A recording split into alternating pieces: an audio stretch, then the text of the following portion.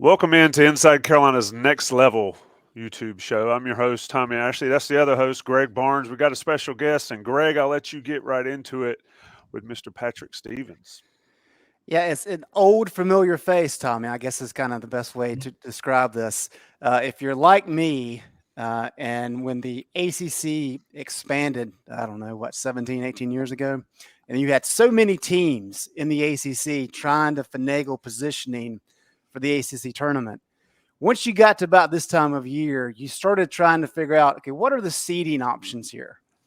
And Patrick Stevens is the guy that everybody went to because Patrick's breakdown of the potential seating options were just so in depth.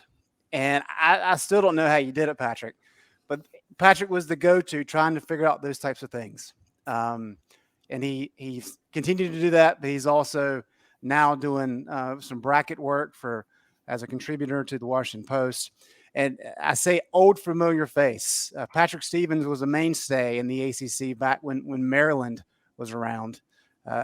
Don't get to see Patrick quite as often these days, but regardless, he's one of the best at what he does, covering up in the Maryland area, especially when it comes to this time of year with whether it's ACC tournament seedings or particularly in the bracketology, if you will. I'm sure Patrick probably hates that phrase, world. But Patrick, thanks for joining us today. Thank you so much for having me. Excuse me. So let's get straight into this. North Carolina started the season as the preseason number one seed, number one ranked team.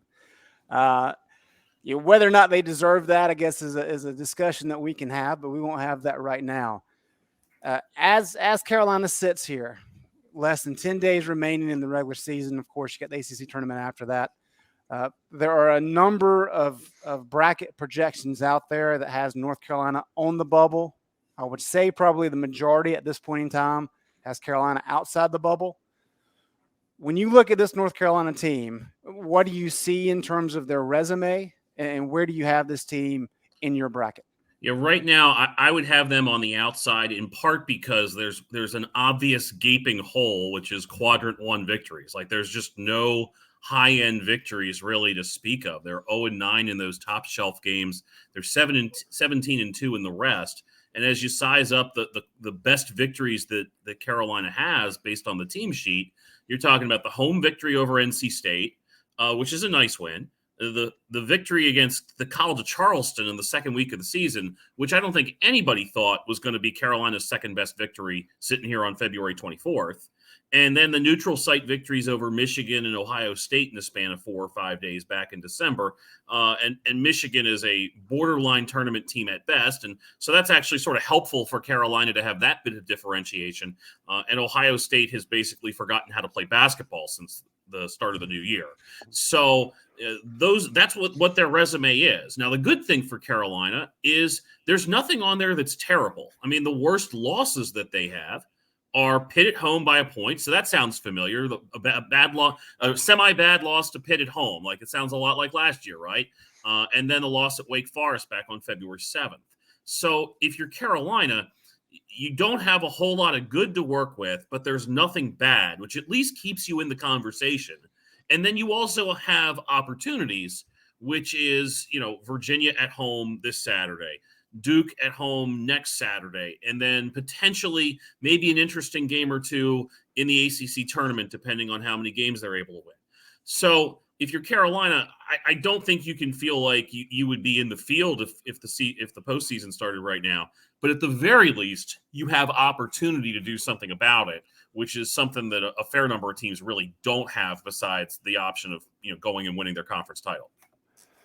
Patrick, we were talking a little bit off air before we got rolling here. I mean, Carolina's not much different than they were last year about this time. Maybe it started to trend up already last year, but other than that, it's been virtually the same basketball team we've seen for a couple, you could argue, 3 years now.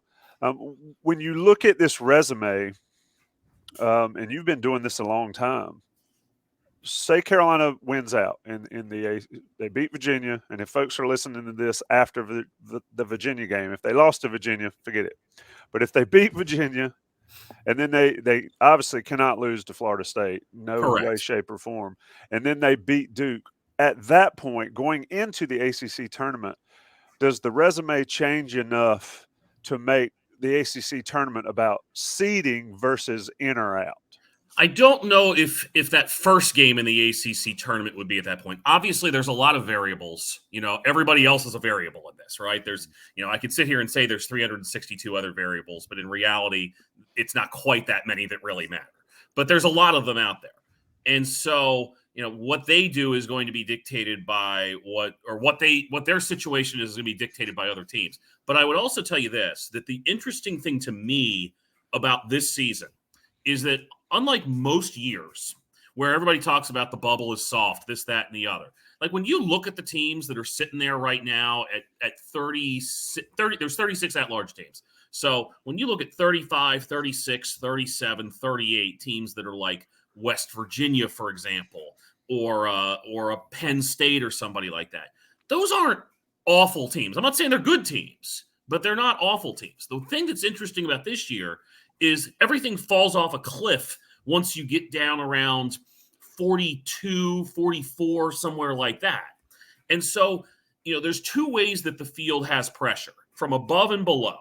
And you get pressure from above when you have teams like Virginia Tech last year win the ACC tournament, when you have a Georgetown in the Big East or an Oregon State in the Pac-12 2 years ago win their conference tournaments. And then you get pressure from below when you have a team make a run but not win their conference tournament, but there's a team kind of lurking on the outside. Maybe an example of that in the ACC this year might be potentially a Wake Forest, although I think they're just about out of chances to improve their lot in life outside of the conference tournament.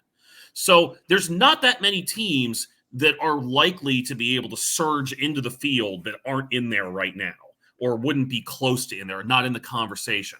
And so I think that's something that helps. You're basically rooting against a bid snatcher out of other leagues. So if you're Carolina, if you can simply handle some business, you're in decent shape. Once you're in the ACC tournament, let's pretend we're given the scenario here. They beat Virginia and they beat Duke, and they certainly win that must-win game against Florida State. At that point, they're probably in a spot where they don't want to do anything dumb. So don't lose the 8-9 or the 7-10 game or whatever it is that you're in at that point.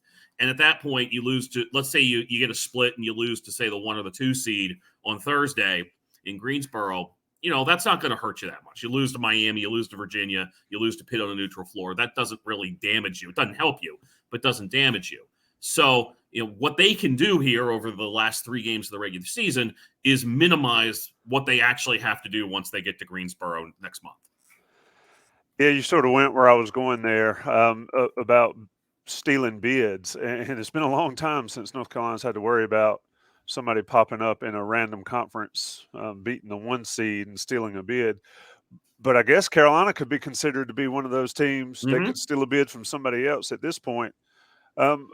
When you look at the resume, and you've done it a lot, and quite frankly, I'll be honest, I don't pay a whole lot of attention across the country that much, but has there ever been a team at this point in the season, if you can remember, that has 0 quad 1 wins that is an at-large team? At this point in the season, it's probably not too many of those teams out there. One of the things, and I'd have to go look at this just to be sure, because I'm blanking on how good this team's profile was. But I think back to a couple of the teams that got a little clemency from the selection committee in 2019 and 2021, Belmont and Drake, teams that had a ton of wins. Maybe not a lot of heft at the top of the profile, but we're sitting there at 29-3 or something like that, or 26-4, and had done well, and it just happened to trip up in their conference final against other really good teams in traditional one-bid leagues. The Missouri Valley obviously has had its share of multi-bid years. So I think that would be kind of the example you would set. If we're sitting here saying, can you think of somebody in a power conference that had all those opportunities and simply didn't take advantage of them, then the answer is it's not coming to mind off the top of my head. And more to the point, I mean, the committee does kind of look at, how many opportunities did you have to distinguish yourself? And there's a big difference between being 0-2 or 0-1 in quad 1 games and being 0-9 or 0-10 or 0-11. Yeah, I think the guys at BartTorvik.com, the analytics site, they actually, to the best of their ability, applied the kind of the net formula that they came up with to the old RPI to kind of see if they could figure out the answer to that question. And I think they said there was a couple of times where maybe somebody didn't have a Q1 win or the equivalent thereof, but it's very rare. So you're right on that, Patrick. And essentially, I suspect that those cases are also, sort of quantity finding a way to outweigh quality at that point, where it's just so overwhelming. Like I'll give you a team. We mentioned them a little earlier. A team that might be in that quality quantity scenario here in a couple of weeks is College Charleston, who's sitting there right now. They're 27-3. One of those was a non-D1 win. But it's not hard to imagine that if you're trying to find that one team that maybe doesn't have a lot of oomph at the top of the profile, because their victories in that Charleston Classic back in November haven't proven to be as valuable as we all thought they were going to be. There's a Virginia Tech in there, for example. But that having been said, like if they're sitting there on Selection Sunday and they're 30-4 or whatever it is, that's going to be a team that's probably going to get a look, and wouldn't be stunned if it was a team that got shipped off to Dayton if it needed an at-large bid. That to me almost is the big wild card that's floating around out there like 2 weeks in advance. Now maybe they're not, and they just win the CAA, and I'm just kind of blowing smoke at this point. But that might be at this point the team that I think might be able to cause the most consternation for everybody on Selection Sunday. And I think Charleston may be the second highest ranked team in the net that Carolina has beaten this year. Correct. Along those lines, you've covered ACC basketball for a long time. It wasn't that long ago that the ACC every year had the benefit of what, say, the Big 12 has this year. And that pretty much once you get into conference play, every time you take the court, it's either a Q1 or a Q2. I'm trying to think back. I think in 2019, when UNC had, they got the number 1 seed, I think they had either 11 or 13 Q1 wins, which is kind of ridiculous. Now, last 2 years, the ACC teams have really been scrambling to find Q1 games in conference play. So as somebody who has watched this conference for so many years, is that kind of an accurate representation of what the ACC has become? Do you think the ACC is down? I guess is probably the question I'm asking. It is the popular question. I had somebody ask me this yesterday, or said something. The question was to the effect, "Is this the worst that you've seen the ACC?" And I said, "No, that it was worse last year, quite frankly." Part of the issue this year is you look at 1 through 14 compared to 1 through 14 last year. I think it's better. I think 15 is horrific. Like that is dead weight sitting there in Louisville right now. Like that is, if we're sitting here coming up with a list of the worst ACC teams of the last 40, 45 years or so, like that Louisville team is going to be near the top of the list, with the winless Pitt team in league play, the winless BC team, the first Jeff Bizdelik team at Wake Forest, among others. Going back, we can go back a ways and even bring up the initial Georgia Tech offerings in the ACC way back when. But I think that when you look at it, part of the issue is this gets baked into the cake once you get into once you're in non-conference play, right? Like if you don't pick up enough high-end victories, like if you're Carolina, your profile looks a lot different, even if you just won that 4 overtime game against Alabama, right? Like, I mean, if we're sitting here looking at Carolina right now, but they beat Alabama, so on a neutral floor, so that proves something, right? And so I think when you compare this year to last year at this time, we knew Duke was a tournament team. Notre Dame had a bunch of victories over bad teams, and we're like, how good is Notre Dame really, right? And then you would look at Carolina was kind of a questionable thing at that point. Virginia Tech was not somebody that we thought was going to be a tournament team at that stage. And then you look at Miami, which was kind of getting cheated a little bit in the metrics, but you had all these questions. Like right now, nobody's questioning whether Duke's a tournament team or Virginia's a tournament team or NC State's a tournament team or Miami's a tournament team or Pitt's a tournament team. And if we're being candid, I think everybody would agree that even though they're not sure things as tournament teams, that Clemson, Wake Forest, and Carolina all have something to sort of sell at this point. Maybe not as much on the win side with Carolina, but we would sit there and say that, yeah, these are probably nationally speaking top 50 to 55 type teams. So we've taken care of a good chunk of the league right there, right? Like we've taken care of 6, 7, 8, 9 teams saying, yeah, there's something to work with here. And I think that's a better spot than where we were in last year. Everybody just forgets that because, oh, look, there was a team in a national title game and 2 teams in the Final Four and 3 teams in the Elite Eight, and all is forgiven. And people are making a bigger deal out of 3 or 4 or 5 games in March as compared to, what we saw over the course of November, December, January, February, and the first half of March. So I do think the league is actually better this season, especially if you factor out team number 15. But it also, to go back to your point, it's not where it was when they had 3 number 1 seeds a few years back. It just simply is not. And a lot of that was essentially established in non-conference play when teams did not pick up high-end victories. I mean, I mentioned the Carolina thing. Duke picked up a couple losses early. Miami lost to Maryland in non-conference play, which isn't not a bad loss by any stretch. But those are the things that you stack, and suddenly you're in fairly decent shape. And even sort of when you look at obviously it goes further down the board, you start looking at some of the losses that were picked up by the teams at the bottom of the league. That helps drag you down too. Every game counts. Unfortunately, every game, if you're looking at a league, yeah, the first place teams games count too. But all those losses Louisville, chalked up in November and December, yeah, they count too and help drag you down. Yeah, and preparing for the Notre Dame game the other night, I noted that Notre Dame has not beaten a team ranked in the top 200 of KenPom since November. Granted, they've had a lot of close games, so they've probably played better than that. But that's a hard number. You bring up a good point, and this is something that we've discussed a lot at Inside Carolina on the message boards. Is that the way the net is set up? And I know we don't know the actual formula, but the NCAA has said that it values every game the same, like you say. So if you play, the second week of November, that game counts just as much as the game that Carolina's going to play Saturday against Virginia. The way that conference schedules have expanded, and the ACC in particular is up to 20 games now, to where ACC play starts the first week of December. Once you get into conference play, the conference is kind of locked, and you don't have those out-of-conference opportunities to improve and say, hey, even though we started slow in non-conference play, we're better now.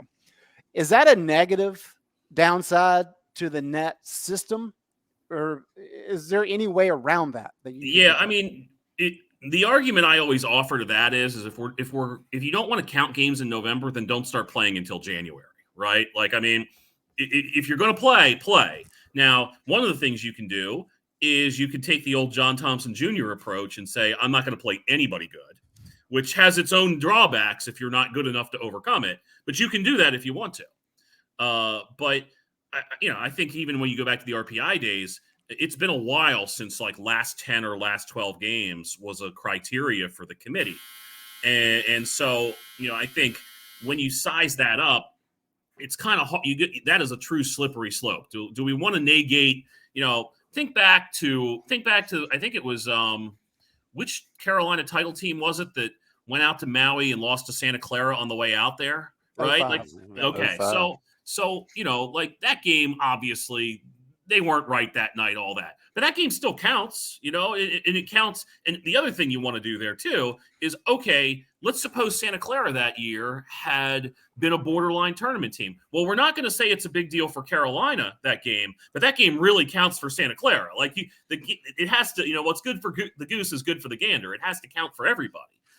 So I think one thing that I've kind of bemoaned here over the last 20, 25 years is that you used to have random non-conference games in January and February. And how awesome were they, right? Like you'd see North Carolina play Oklahoma in the middle of February. You'd have a Duke Arizona game. I feel like that was played at the Meadowlands like 3 times when I was growing up, So, those sorts of things. And so, I think there would be value in building space into a conference schedule where, and this is across the board. And because, of course, you have television network synergy, like you could probably massage that, right? Where, if you had the schools that have ESPN contracts might be inclined to, not really have a specific challenge. Obviously, the ACC SEC challenge is coming next year, but something middle of the season that has a little bit of variability to it. I do think that would help everybody. I think it would break things up a little bit. I don't know how coaches feel about that.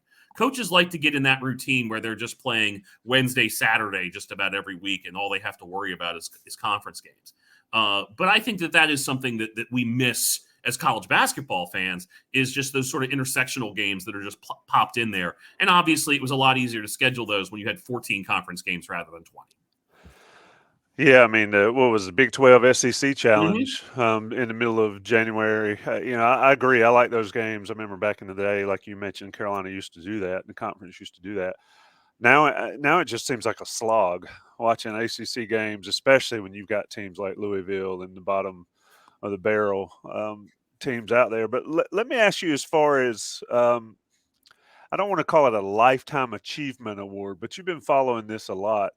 Is the NCAA prone to sort of do something like that if Carolina can win out in the regular season, and not just Carolina but other teams, and say have like Carolina and Kentucky and Dayton? I mean, that seems like that would be a big deal. See, I am not a conspiracy theorist when it comes to the bracket, and let me explain to you part of the reason why. Part of it is people say you're just super rational and you're willing to believe with. Okay, fine, but let's set this aside. The committee spends an inordinate amount of its time in that week. They get together Tuesday or Wednesday in New York, and they're there through Sunday evening. An inordinate amount of the time seeding the field, and not very much time actually bracketing the field. Like, that bracket gets thrown together Sunday afternoon, and it's just doot, doot, doot, doot, doot. And the next thing, you're trying to avoid conference matchups and rematches and stuff like that. But there is not that much time, I don't think, that is spent on actually like sizing up, well, gosh, let's see what we can do pairing these teams together. And obviously every time that Kansas and North Carolina end up anywhere in the vicinity of each other, it's like, oh, look, they're trying to set up Carolina and Kansas again, right? And we could come up with any number of teams that are along those lines. I happen to also think, by the way, on your specific example, that Kentucky has probably done enough in the last week or so that they're not in much danger of ending up in Dayton. And this is sort of the example of what happens when you have opportunity, especially in a year where, the edge of the field and a little bit beyond it isn't particularly strong. So Kentucky just went and beat Mississippi State and Tennessee and Florida, and went from 1 or 2 quad 1 wins to 5 quad 1 wins. There might have been another team that played its way in that span to a quad 1 game. And now all of a sudden, instead of us wondering, well, is Kentucky going to even make the tournament? It's like, all right, which poor 1 or 2 seed is going to be stuck staring at a second round game against Kentucky at this stage? So I feel like they're probably like in the 7, 8, 9 range at this stage.